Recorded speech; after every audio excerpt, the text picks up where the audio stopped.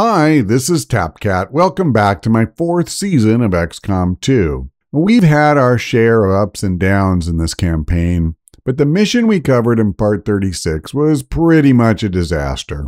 2 wounded soldiers would already leave me a little unhappy, but having 2 die on top of that, and one of those a colonel that had been a regular on the squad since part 3, well, that deserves some discussion. So today we're going to look at this from a few different angles and talk about what went wrong. And at least ask ourselves the question if there's something we can learn from this so it doesn't happen again.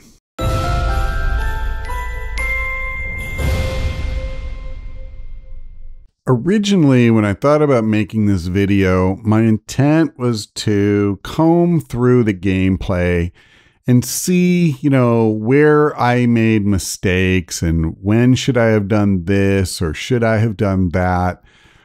Honestly, I just don't think I have the heart to do that, and I don't even really think it's productive. And by that I mean, it's productive if you're looking at things that you can say, I can learn from this, I will make different decisions based on these patterns.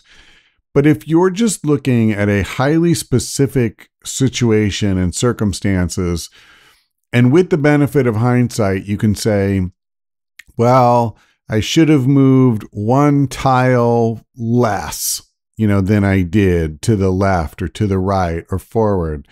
But that's just based on where the enemy pod happened to be standing at that moment in time. You're not really learning from that. Unless you were just going to replay that exact same mission, like reload a save, it doesn't help you over the long run. So what I'm a little more interested in is identifying the key points. And I feel like the first turning point came when we were still engaged with the Archon and the Chrysalid, and the mission timer was running out.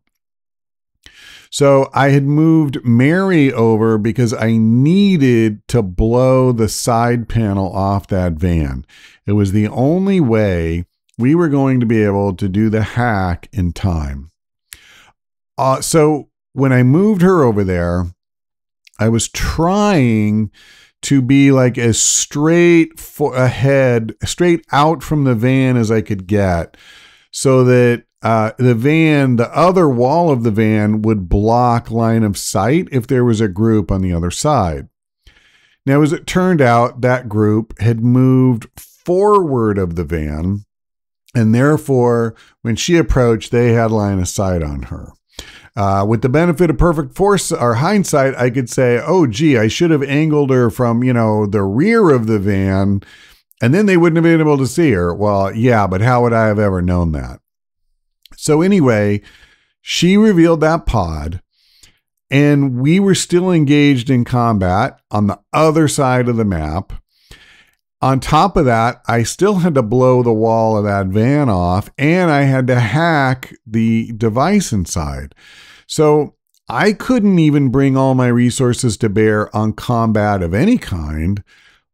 Plus, on top of that, the guys that I could devote to combat were already engaged with another group. Now, if that wasn't bad enough, so now we have people kind of coming at us from 2 different angles. I was then assuming, and this was a mistake, I was assuming that this was the last group. And so I used mind control, never thinking that the guy that I took control of would reveal a new pod. And that was something probably in part because I have openly said I don't really have a lot of experience using psionics. I don't normally go for them, or using domination, which obviously is psionics. So I'm always mindful of running my ranger up. Like sometimes I won't do that. I'll hold back because I say, nah, I might trigger something I don't want to. I'll wait until next turn. With these guys, partly because I did think we were facing the last one, but also seriously never crossed my mind I'm taking control of this guy And if there is anybody back there, he could activate them. So that was a miss. I just simply did not consider it. It's not that if I thought about it, I wouldn't have been able to figure it out, but I didn't. So it is what it is. So triggering that second pod right on top, right after the first one, wow, that was really rough. And then, of course, there were mutons, behind them. And so it really just went downhill. And if we could have focused, on one pod after another, but this is part of why a lot of people don't like mission timers. Like, number one, I would have just stayed and finished the Archon and Chrysalid, right? And then I would have moved everybody forward in a more coordinated way and been ready for that first pod. And then even if I had only killed, some of that group before the next one triggered, that would have made a huge difference. So it's part of playing XCOM 2. And the funny thing is, when I look at that phase of the mission, as far as the battle tactics I used, I don't know that there's that much I would change. The main thing that I thought of, and I normally don't, but I did ask the question even out loud, should I get out of here? Should I leave? And I wasn't sure what that would do, what consequences there would be if I left. And so I was afraid to go. But we're going to test that in a minute. This will be, I think, my first time actually getting some value out of all these saves, and the fact that I'm not technically playing Iron Man, I'm only playing as if it's Iron Man, is that we're going to reload one of the auto saves and see what would have happened under a couple of different scenarios. Let's start with whether or not I should have left the mission, because I do feel like this was the single biggest thing within my control. Now, my decision was partly based on ignorance, and it's one of the things I find fascinating about this game. I have hundreds and hundreds of hours in it, and I don't know everything about it, and I don't think very many people do. So this was an example where I did not know what the consequences would be, what penalties. Would I lose contact with this region or what? Now, I mentioned it when I was playing and recording, but I didn't go into all of my thinking. This moment in particular was one where I was very tempted to go. The fact that one of my soldiers was being suppressed weighed very heavily in my mind against it. And the reason why is that I very much did not want to let the opponent get a reaction shot. Now, what you're watching here is a reloaded autosave, because I decided to find out what would happen if we left. Now, the interesting thing about this is my intent was really just to learn what penalties there would be. And as you can see here, I gave Alessandro the benefit of aid protocol in an effort to try to keep him safe from the reaction shot when he runs. Because the idea is, let's find out what the best case scenario would have been for him. But I'm going to get a big surprise here in just a second. Because the officer that's suppressing him doesn't fire at all. Actually, I think it's a muton. But whatever. See, he just goes away. Now, I had to think about why that was. And I believe it's this. Overwatch is kind of funny. It's not triggered based on the tile you're standing on at the time. It's based on the tile you move to. That's why Overwatch is worth doing, because you move out of cover, and so you get a better shot at the guy. But in this instance, I moved onto a tile that the alien's view like it was blocked. Now notice on this, by the way, I do get the mission failed message. Okay, so that's the status. The mission was a failure. However, that rather depends on your perspective. Because we did do the hack in time, I did counter the dark event. So we're not going to get the reward that was offered for this mission, but we do at least not have the penalty. And that, by the way, is the only thing that goes wrong.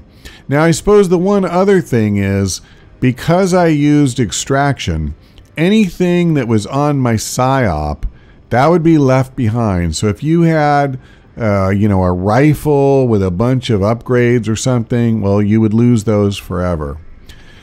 So it's not ideal to cut and run, but you can do it.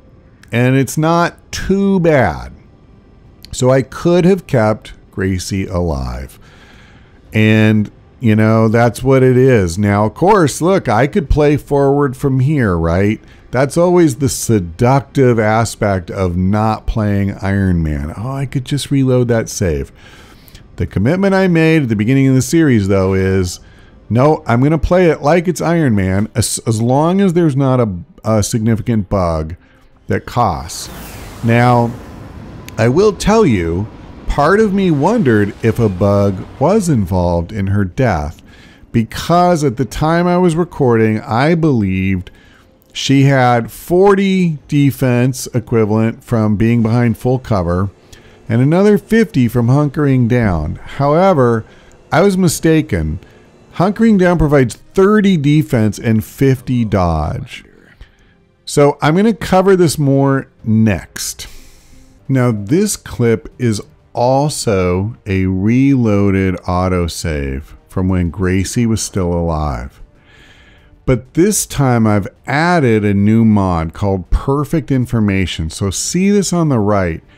It's telling me that this officer's aim is 80.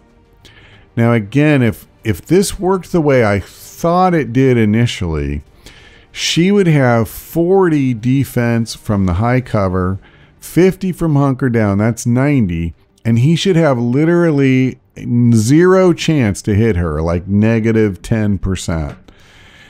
But in reality, she had 40 plus 30, which is 70 defense to his 80 aim. So roughly, I would expect he would have about a 10% chance to hit. You're going to see now the actual percentage chance according to the mod when he shoots. So he had an 11% chance, if you didn't see that, and a 10% chance of getting a crit.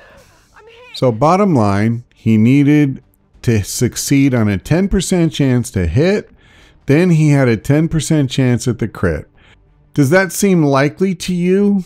Probably not, but just consider this. If you ever played Dungeons and Dragons and you rolled two 10-sided die to act as a D100, did you never, ever, even one time roll 2 zeros for a 100? Because I did. I didn't do it often, but if you roll them, it'll happen. Well, that's basically what he did. He rolled double aught and he nailed me. And I lost a colonel because of it. And it sucks, but that's the game. You know, it is what it is. So let's try to wrap this up. I think at the end of the day, a lot of things went wrong. Starting back at the base, I should have bought the GTS tactic that makes it harder for one of your soldiers to die. I wish that I'd have had a healthy Ranger veteran to bring, because Jack or the Swede would have been a huge asset in helping me to break down some of those pods later on. I also, if I had it to do over again, now I would never make this choice in advance. It's only with the benefit of hindsight. On this particular map, even though it was one of these finish in 8 turn deals, I didn't really want my gunslinger. I wanted Dick. on this map, I could have had him set up using Killzone and Serial and stuff, and he would have been way more effective because I had pretty good sight lines for the most part, and I was constantly stuck using Stanislav as a long-range sniper when that's not his forte. And I would have been so much better off with Dick, but I didn't. Again, like, you don't choose a long-range sniper for this mission type when you have a gunslinger.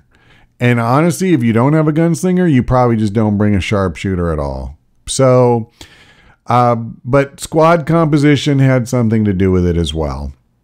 And then I should have left. I should have left earlier, and I didn't, and I paid the price. Even with all of that, it really took a lucky RNG result on the side of the aliens to kill Gracie. And it's going to happen. You know, like, that's just the kind of thing. I can't really do anything about it. If you spend your time obsessing over low percentage events, low probability outcomes, you'll be 100% paralyzed trying to play this game. You have to focus on the things you can control and the things that are likely to happen, and understand that whatever plan you make, the game may or may not break that way for you. So I've talked about the things that I would do differently if I could do it again. I think that's really the important thing. And this is something that in general, I'm a big advocate for. Don't just get pissed off and blame the RNG because something bad happened. You know, you chose to play a game with an RNG. Deal with it. So even when something bad happens to me, I'm going to have that same attitude. It shocked me. It saddens me. But we're going to deal with this. Mao Yin will take over as my new primary specialist. And thankfully, I even have a backup for her who's decent level. And so, you know, Gracie helped us get this far. Hopefully, we can go the rest of the way without her. But that's going to do it for now. Thanks for watching. I hope we see you next time.